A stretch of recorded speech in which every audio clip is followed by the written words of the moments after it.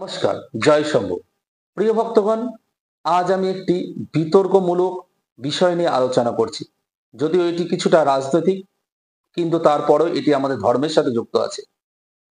সেটা হচ্ছে আমাদের হিন্দু সংগঠন বা সনাতন ধর্মের গুরুরা গরু, গাভী, গোমাতা, গোময় এবং গোমূত্র নিয়ে এটা যে আমাদের পবিত্র এবং এগুলো আমাদের অত্যন্ত গুরুত্বপূর্ণ সেটা নিয়ে বারবার আওয়াজ করে।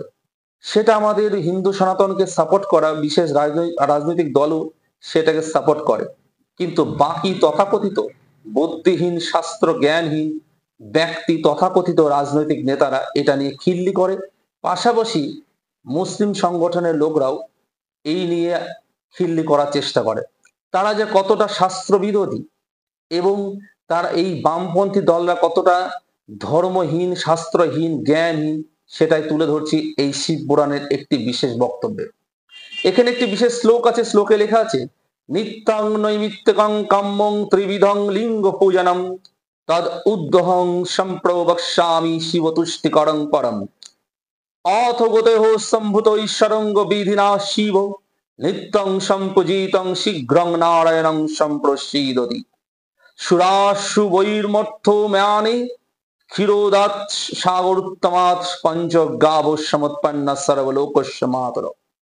অর্থাৎ দেবতা ও অসুরগণ ক্ষীরোদ সমুদ্রকে মন্থন করলে তা থেকে সকল লোকের মাতৃস্বরূপা নন্দা, সুশীলা, ভদ্রা, সুরভি, সুমনা নামে 5টি গরু উঠে আসে। ভালো করে শুনবেন, মাতৃস্বরূপা বলা হচ্ছে, এই জন্য গাভীকে মা বলা হয়। তারপরে বলছে ওই 5টি গরুর মধ্যে সুরভি একমাত্র পৃথিবীতে আগমন করে। সেই সুরভি সমস্ত লোকের উপকার এবং দেবতাদের তৃপ্তি সাধন করে এবং শঙ্করের স্থানের জন্য পৃথিবীতে অবস্থান করেন। গরুর গোময় মানে গোবর, গোমূত্র মানে গোচনা, গৌরচনা গরুর একটা বিশেষ অংশ যেটা দিয়ে আমরা জ্যোতিষীরা কবচ তৈরি করে থাকি, যেটা দিয়ে ভূজ্যপত্র নামক একটি গাছের ছালের পরে বিশেষ দেবতাদের মন্ত্র লেখা হয়, সেটি অত্যন্ত পাওয়ারফুল। এবং দেখুন ক্ষীর দধি ঘৃত, এই গরুর গোময় গোমূত্র গোরচনা ক্ষীর দধি এবং ঘৃত এই 6টি জিনিস অতি পবিত্র এবং সকল সিদ্ধির কারণ। শিবের অতি প্রিয় বৃক্ষ হলো বেল গাছ বা বিল্ল বৃক্ষ। সেই বিল্ল বৃক্ষের জন্ম হয় গোময় থেকে। দেবী লক্ষ্মী ওই বিল্ল বৃক্ষে জন্মগ্রহণ করেন, সেই জন্য বিল্ল বৃক্ষের নাম হলো শ্রীবৃক্ষ। উৎপল ও পদ্মের বীজও ওই গোময় থেকে জন্ম হয়। পরম পবিত্রা পীতবর্ণা সর্বমঙ্গলা গৌরচনাও গোময় থেকে বা গো থেকে উৎপন্ন হয়। দেবতাদের তৃপ্তির জন্য গোমূত্র থেকে গুগ্গুল জন্মেছে এবং গরুর দুধ থেকে মানুষের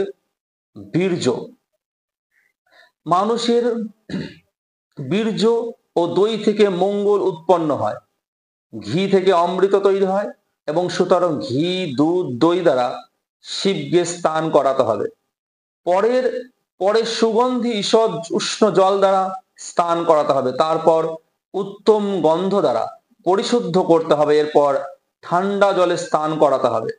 চন্দন শিবের সর্বাঙ্গে লেপন করতে হবে। তারপর বিল্লপত্র পদ্মফুল নীল উৎপল্ল দ্বারা পূজা করবে এবং ঘৃত সংযুক্ত গুগ্গুল প্রদান করতে হবে। অনন্তর শিবের উদ্দেশ্যে পায়েস ভালো জল দধি ঘৃত ঘি এ পাক করা অন্যান্য খাদ্য দ্রব্য নিবেদন করবে। এরপর প্রদক্ষিণ ও প্রণাম করে বিসর্জন দেবে। এই সরঙ্গ বিধি দ্বারা পূজিত হলে শিব প্রসন্ন হন এবং শিব প্রসন্ন হলে ইহলোক ও পরলোকের সমস্ত অভিলষিত বস্তু প্রদান করেন। শিব ভক্ত ব্যক্তি প্রতিদিন শিব পূজা করতে পারুক বা না পারুক, যদি প্রতি চতুর্দশী অষ্টমীতে সরঙ্গ বিধি দ্বারা শিবলিঙ্গের পূজা করে, তাহলে সে তার 21 পুরুষকে নরক থেকে উদ্ধার পূর্বক স্বর্গে বাস করে নিজে পরম পদ লাভ করবে। যারা বেতনভুক হয়েও ভক্তি ভরে শিব পূজা করে থাকে তারাও শিবলোকে গমন করবেন এবং মালাকারও যদি ভক্তি ভরে শিব পূজা করে থাকে তাহলে সেও পৃথিবীতে একচ্ছত্র রাজা হতে পারে। সুতরাং শিব ভক্ত ব্যক্তি যে কোনো বিধান অনুসারে ভক্তি ভরে একাগ্র মনে ওম নমঃ শিবায় এই স্বরক্ষর মন্ত্র দ্বারা যদি শিবলিঙ্গের পূজা করে তাহলে সে তার 21 পুরুষকে নরক থেকে উদ্ধার করে সপরিবারে স্বর্গে বাস করবে, ইহজন্ম সে সুখ ভোগ করবে।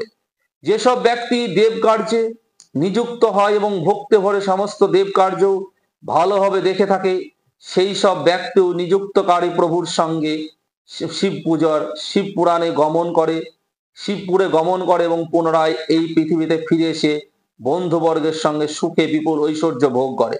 পৃথিবীতে একচ্ছত্র রাজা হয়ে থাকে। শুধু তাই নয়, যারা সব সময় শিবলিঙ্গর পূজার জন্য ফুল বেলপাতা সংগ্রহ এবং সবসময় শিবের স্তব গুণগান করে, তারাও রুদ্রলোকে গমন করে। যে ব্যক্তি শিবের স্থান পূজা ও জন্য অনুমোদন করে, শিব ভক্তরাও যেন অশেষ লাভ করে, তার মতো সেই ব্যক্তি শিব পূজার ফলই লাভ করে থাকে। যে ব্যক্তি শিব, রুদ্র কিংবা হর প্রভৃতি শব্দগুলি একবার উচ্চারণ করে, সেই ব্যক্তি শিবের মতোই পবিত্র, অনুমাদি ঐশ্বর্য যুক্ত এবং সকল জনসেবিত রুদ্রলোক লাভ করে থাকে। জয় শম্ভু। প্রিয় ভক্তগণ, এটা ছিল আমার সেই সব বামপন্থী ধর্ম নিরপেক্ষ তথাকথিত হিন্দু বিরোধী, সনাতন বিরোধীদের জবাবদার একটি শাস্ত্রসম্মত ব্যাখ্যা। সবার ভালো হোক। জয় শম্ভু। শম্ভুর কৃপা লাভ হোক। শ্রাবণ মাসের জয় হোক। জয় শম্ভু। হর হর মহাদেব।